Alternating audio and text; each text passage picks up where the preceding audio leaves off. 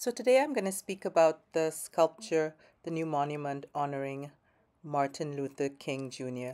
and all the brouhaha that's going on social media, on the television, everywhere you listen, someone's talking about what's going on with this work.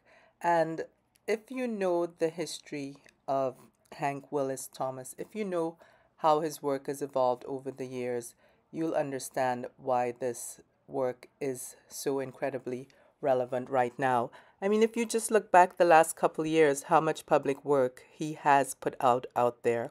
In Brooklyn, we have that social justice sculpture with the finger pointing to the heavens. Um, if you look in his galleries, you'll see smaller works that are made to sell commercially. This is an extremely successful African American artist, and I myself can't separate all of the criticism that we hear from the common man, the man on the street, regarding what the work shows. I mean, hardly anyone can talk about the work unless, like the artist said in a CNN interview, unless they've actually stood in the center of that sculpture and experienced it, if they've walked around it, if they've seen the monumentality of it. If you just look at a couple pictures online and you come to some judgment about what this is based on your own limited perceptions, well, it's a free country. You can say whatever you want, but it really makes no sense to be spewing all this vile stuff without having experienced the work firsthand.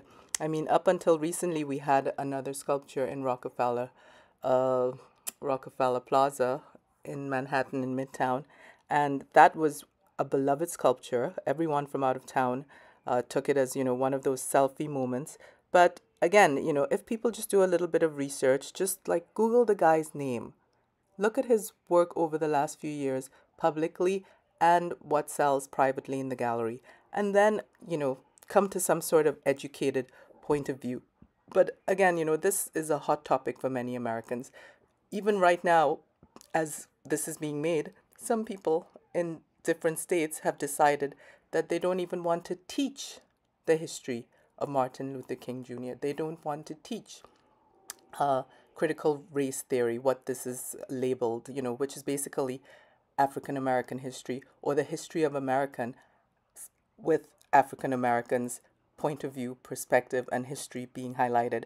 So, I mean, you have to take all this into account when you listen to what these people are saying about the work. And unfortunately, nothing is not political these days. So, I mean, go there, check it out. It's a beautiful work from what I can see.